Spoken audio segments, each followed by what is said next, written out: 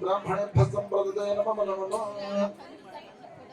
ओम वास्तु अष्टदे प्रदाने अस्मान् स्वावेशेन वेदोत्थमानः यत्वे वहे प्रदन्नो दर्शय ಆಕಡೆ ನಡೆಯಲ್ಲ ಅತ್ತ ಬರಬೇಡಿ ಯಾರು ಸಾಕರೆ ದಯವಿಟ್ಟು ಎಲ್ಲರೂ ಸಾಕಿಟ್ಟು ಎಲ್ಲ ಕೂಡಿ ಕೂಡಿ ಕೂಡಿ ಎಲ್ಲ ಕೂಡಿ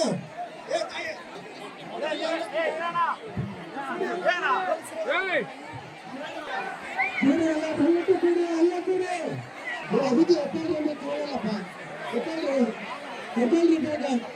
ವಿಶ್ವವಿಖ್ಯಾತ ಹಂಪಿಯಲ್ಲಿ ದೇವರುಗಳಿಗೂ ನಿಶ್ಚಿತಾರ್ಥ ಮದುವೆ ಕಾರ್ಯಕ್ರಮ ನಡೆದಿದೆ.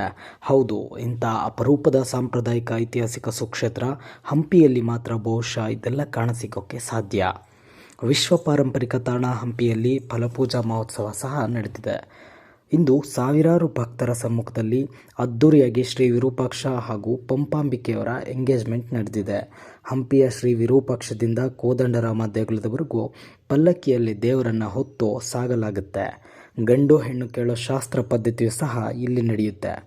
ಇಂದು ಹಂಪಿಯ ಶ್ರೀ ವಿದ್ಯಾರಣ್ಯ ಭಾರತಿ ಸ್ವಾಮಿಗಳ ನೇತೃತ್ವದಲ್ಲಿ ನಡೆದ ಶಿವ ಪಾರ್ವತಿ ಎಂಗೇಜ್ಮೆಂಟ್ ಇಡೀ ರಾಜ್ಯದ ಹುಬ್ಬೇರುವಂತೆ ಮಾಡಿದೆ. ರಾಜ್ಯದ ನಾನಾ ಜಿಲ್ಲೆಗಳು ಸೇರಿದಂತೆ ಹೊರ ರಾಜ್ಯಗಳಿಂದಲೂ ಸಹ ಸಾವಿರಾರು ಭಕ್ತರು ಈ ಒಂದು ಅಪರೂಪದ ಕಾರ್ಯಕ್ರಮದಲ್ಲಿ ಭಾಗಿಯಾಗಿದ್ದರು.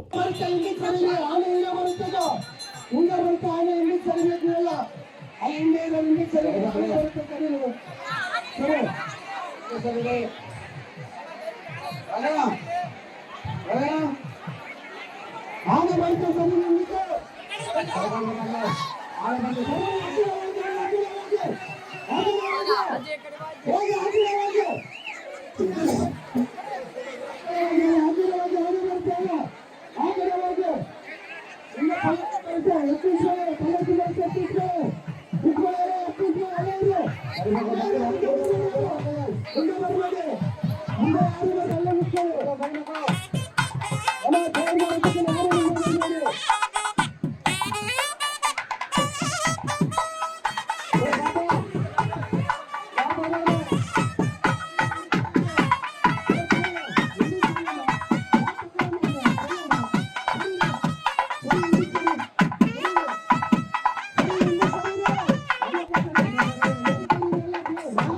ಫಲಪೂಜಾ ಮಹೋತ್ಸವದಲ್ಲಿ ಶ್ರೀ ವಿರೂಪಾಕ್ಷೇಶ್ವರ ದೇಗುಲದಲ್ಲಿ ದೀಪಗಳನ್ನು ಹಚ್ಚಿ ಭಕ್ತಾದಿಗಳು ದೇವರಲ್ಲಿ ಪ್ರಾರ್ಥನೆ ಮಾಡಿಕೊಂಡರು.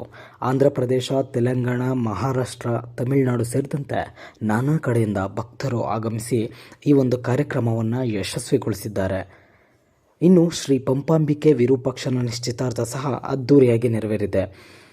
ರಾಜ್ಯದಲ್ಲಿ ಬೆಂಬಿಡದೆ ಕುರಿತಿರುವಂಥ ಚಳಿಯಲು ಸಹ ಸಾವಿರಾರು ಸಂಖ್ಯೆಯಲ್ಲಿ ಭಕ್ತರು ಆಗಮಿಸಿದರು. ಬುತ್ತಿ ಕಟ್ಟಿಕೊಂಡು ಕಲ್ಲುಗಳ ಬಂಡೆ ಮೇಲೆಯೇ ವಿರೂಪಾಕ್ಷ ಪಂಪಾಂಬಿಕೆ ನಿಶ್ಚಿತಾರ್ಥವ ವೀಕ್ಷಣೆ ಮಾಡಿ ದೇವರ ಕೃಪೆಗೆ ಪಾತ್ರರಾಗಿದ್ದಾರೆ ಭಕ್ತರು. ಇನ್ನು ಫಲಪೂಜಾದಲ್ಲಿ ಎಂಗೇಜ್ಮೆಂಟ್ ಮಾಡಿ ಹಂಪಿ ಜಾತ್ರೆಯಲ್ಲಿ ಮದುವೆ ಸಂಭ್ರಮಾಚರಣೆಯನ್ನು ಅದ್ದೂರಿಯಾಗಿ ಆಚರಿಸಲಾಗಿದೆ. ದಕ್ಷಿಣ ಕಾಶಿ ಹಂಪಿಯಲ್ಲೂ ಸಹ ಈಗಲೂ ದೇವರುಗಳಿಗೆ ಈ ನಿಶ್ಚಿತಾರ್ಥ ಮದುವೆ ಕಾರ್ಯಗಳು ನಡೆಯೋದು ನಿಜಕ್ಕೂ ನಮ್ಮ ಸಂಪ್ರದಾಯವನ್ನು ಮೇಲುಗೈ ಸಾಧಿಸುವಂತೆ ಮಾಡಿದೆ ಅಂದರೆ ಬಹುಶಃ ತಪ್ಪಾಗೋದಿಲ್ಲ. ಕಲ್ಲು ಬಂಡೆಗಳು ಹಾಗೂ ಸಾಲು ಮಂಟಪಗಳ ಮೇಲೆ ಸಾವಿರಾರು ಭಕ್ತರು ಕುಳಿತು ಈ ಒಂದು ಅದ್ಭುತ ದೃಶ್ಯವನ್ನು ವೀಕ್ಷಣೆ ಮಾಡ್ತಿದ್ರು.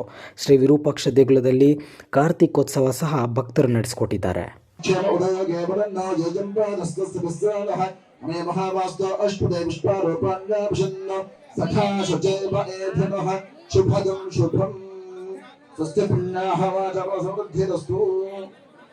ವಾಸ್ತು ದೇವತೆಗಳು, ವರುಣ ದೇವತೆಗಳು ನಮ್ಮ ಮೇಲೆ ಸುಪ್ರೀತರಾಗಿ ಈ ದೇಶದಲ್ಲಿ ಒಳ್ಳೆ ಮಳೆ ಬೆಳೆಯನ್ನ ಕರೆಯಲಿ ಅಂತ ಹೇಳಿ ದೇಶ ನದಿ, ಬಾವಿಗಳು, ಕೆರೆಗಳು, ಹೀಗೆ ಜಲಾಶಯಗಳೆಲ್ಲ ನೀರಿನಿಂದ ಸಮೃದ್ಧಿಯಿಂದ ತುಂಬಿಕೊಂಡ್ರೆ ನಮಗೆ ಒಳ್ಳೆ ಆಹಾರವನ್ನು ಉತ್ಪಾದನೆ ಮಾಡ್ಲಿಕ್ಕೆ, ಒಳ್ಳೆ ಬೆಳೆಯನ್ನು ಬೆಳಿಲಿಕ್ಕೆ ಅವಕಾಶ ಆಗುತ್ತೆ. ಆದ್ದರಿಂದ ಈ ವಾಸ್ತುವರ್ಣ ದೇವತೆಗಳ ಅನುಗ್ರಹದಿಂದ ಶಾಂತಿ ಇರಬೇಕು, ಆರೋಗ್ಯ ಇರಬೇಕು, ಒಳ್ಳೆ ಐಶ್ವರ್ಯ ಇರಬೇಕು. ಈ ತರಹ ಎಲ್ಲ ಪ್ರಾರ್ಥನೆಗಳನ್ನ ವೇದ ಮಂತ್ರಗಳ ಮೂಲಕ ಮಾಡಿ ಇನ್ನು ಮುಂದೆ ಶ್ರೀ ವಿರೂಪಾಕ್ಷ ಸ್ವಾಮಿಯ ಮುಂದಿನ ವರ್ಷದಲ್ಲಿ ನಡೆಯತಕ್ಕಂತ ವಿವಾಹ ಮಹೋತ್ಸವದ ನಿಶ್ಚಿತಾರ್ಥ ಕಾರ್ಯಕ್ರಮಕ್ಕೆ ಫಲಪೂಜಾ ಮಹೋತ್ಸವ ಅಂತ ಕರೀತಾರೆ. ಆ ಕಾರ್ಯಕ್ರಮ